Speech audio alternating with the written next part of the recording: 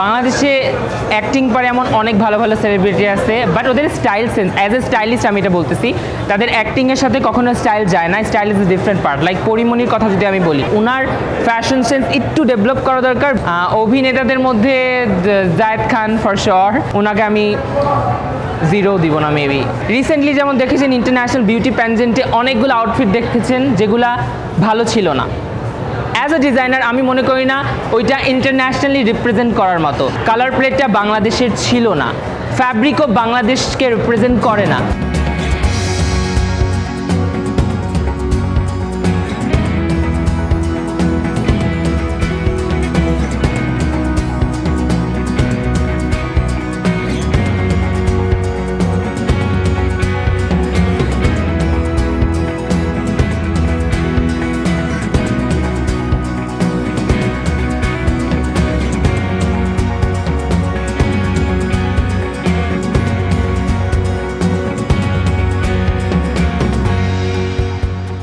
আজকের কালেকশনটা based on national face hilsa ছিল। এটা আমাদের ট্রেডিশনের একটা পার্ট, আমাদের কালচারের একটা পার্ট। তো আমি দেখেছি বাংলাদেশের সব ধরনের জিনিস নিয়ে কাজ হয়েছে, বাট ইলিশ মাছ নিয়ে কেউ কাজ করেনি। তো আমি ভাবলাম ওয়াই নট ইলিশ। আর আমার একটু গ্ল্যামার ওয়ার্ল্ড পছন্দ, মানে আমার বলিউড পার্সন।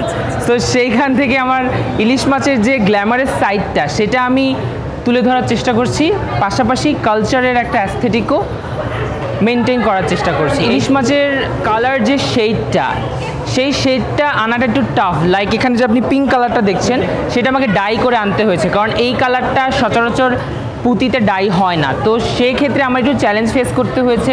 তারপর ফ্যাব্রিক সিলেকশন, কোন ধরনের ফ্যাব্রিক লোকাল, দেখতে লোকাল মনে হয় না। রানওয়েতে আপনারা দেখেছেন যে ফ্যাব্রিকগুলো লোকাল লাগছে না, একটা প্রিমিয়াম ভাইব দিচ্ছে। তো এইগুলা ক্ষেত্রে একটু চ্যালেঞ্জ ফেস করতে হচ্ছে। তাছাড়া কোনো রকম চ্যালেঞ্জ ফেস করতে হয়নি, কারণ আমাদের ডিপার্টমেন্ট অফ ফ্যাশন স্টাডিজ, আমাদের ফ্যাকাল্টিরা আমাদেরকে খুব ভালো শিক্ষা দিয়েছে about fabric source, fabric selection, design process. So আমাদের সেই রকম চ্যালেঞ্জ ফেস করতে হয়নি। বাংলাদেশের অনেক সেলিব্রিটি আছে যাদের আমি পার্সোনালি পছন্দ করি, যেমন মৌ আপু আজকে যে এসেছে, ওনাকে তো আমি অনেক পছন্দ করি। ওনার সাথে কাজ করার ইচ্ছা আছে, বিদ্যা সিনহা মিমের সাথে কাজ করার ইচ্ছা আছে, পরিমণির সাথে কাজ করার ইচ্ছা আছে। এমন অনেক এই লিস্টের সেলিব্রিটির সাথে আমার কাজ করার ইচ্ছা আছে। অ্যাজ এ স্টাইলিস্ট আমি মনে করি যে বাংলাদেশের মিডিয়া জগৎ ভালো না বিকজ অফ দেয়ার আউটফিটস, আমার এটা মনে হয়। কারণ বাংলাদেশের আমাদের মতো ডিজাইনাররা অনেক কিছু করতে পারে। আমাদের আউটফিট আপনারা দেখেছেন, এগুলো কিন্তু ইন্টারন্যাশনাল লেভেলে যাওয়ার মতো। সো আমি মনে করি যে ফিউ স্টাইলিস্ট এবং তাদের বাজেট এবং তাদের পিআর টিম আরেকটু যদি ওয়ার্ক করে তাদের ইমেজ বিল্ড করতে, তাহলে আমাদের মতো তরুণ ডিজাইনাররা তাদের সাথে কাজ করার সুযোগ পাবে। এবং তারা যদি আমাদের মতো ডিজাইনারদের আউটফিট পরতে স্বাচ্ছন্দ্য বোধ করে, রাদার দেন বিগ ব্র্যান্ড তাদের সাথে কাজ করে, বিগ ব্র্যান্ড পরলেই হবে না, বিগ ব্র্যান্ডের থিম বেসিস আউটফিট পরতে হবে। যেমন আপনি রিসেন্টলি যেমন দেখেছেন ইন্টারন্যাশনাল বিউটি প্যানজেন্টে অনেকগুলো আউটফিট দেখেছেন যেগুলা ভালো ছিল না। অ্যাজ এ ডিজাইনার আমি মনে করি না ওইটা ইন্টারন্যাশনালি রিপ্রেজেন্ট করার মতো। That wasn't our colour plate. যেইটাই গেছে, আমি নাম ধরতে চাই না, কালার প্লেটটা বাংলাদেশের ছিল না, ফ্যাব্রিকও বাংলাদেশকে রিপ্রেজেন্ট করে না।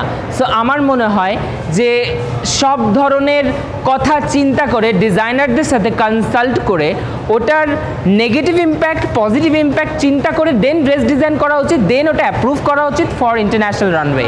I don't want be a part of this controversy. অনেক সেলিব্রিটি আছে যাদের স্টাইল টেস্ট একদম ভালো না। আই মাস্ট সে বাড়ি শখ, সরি টু সে, উনি অনেক ভার্সিটাইল একজন মানুষ। উনার উচিত সব ধরনের আউটফিট না পরা, যেহেতু উনি একটা গ্লোবাল আইকন বলতে গেলে। আপাতত বাংলাদেশে যদি আপনি টপ ইনফ্লুয়েন্সারদের ধরেন, উনি অনেক বেশি ফেমাস, সেই দিক থেকে উনার স্টাইল একটু চেঞ্জ করা দরকার। অ্যাট দ্য সেম টাইম আপনি দেখেন, যদি আমি বাংলাদেশে অ্যাক্টিং পারে এমন অনেক ভালো ভালো সেলিব্রিটি আছে, বাট ওদের style sense, as a stylist আমি এটা বলতেছি, তাদের অ্যাক্টিংয়ের সাথে কখনো স্টাইল যায় না। Style is a different part. Like পরিমণির কথা যদি আমি বলি, উনি অনেক ভালো অ্যাক্ট্রেস, উনি ইন্টারন্যাশনালি বাংলাদেশের একজন নাম করা অ্যাক্ট্রেস। তো উনার ফ্যাশন সেন্স একটু ডেভেলপ করা দরকার based on what she wears. Like উনি সবসময় শাড়ি পরে, maybe she is comfortable in sari, but event base করে আউটফিট পরা উচিত। শাড়ি সব ধরনের ইভেন্টের সাথে যায় না in a way, but the selection of the sari এটা একটু ভেবে চিন্তে করতে হয়, as I feel, it's my personal opinion. অভিনেতাদের মধ্যে Zayed Khan for sure, huge respect for the guy, কোনো রকম নেগেটিভ কিছু বলবো না, বাট অবশ্যই যদি আমি অ্যাজ এ স্টাইলিস্ট ওনাকে জাজ করি, ওনাকে আমি 0 দিব না মেবি অ্যাজ এ স্টাইলিস্ট।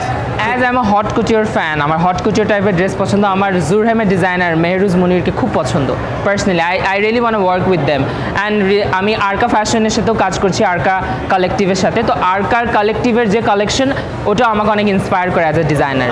আমার সেলিব্রিটি স্টাইলিস্ট হওয়ার অনেক ইচ্ছা, আমি কিছু সেলিব্রিটির সাথে কাজও করেছি, তাদেরকে বিভিন্ন ইভেন্টে ড্রেস করেছি। ইনফ্লুয়েন্সার টুইং করল, তারপর রাফি ভুইয়া, তো এইভাবে আমি সেলিব্রিটিদের রিলেটেড থাকতে চাই। বাট বাংলাদেশের stylist as a job is very tough, there is few stylist.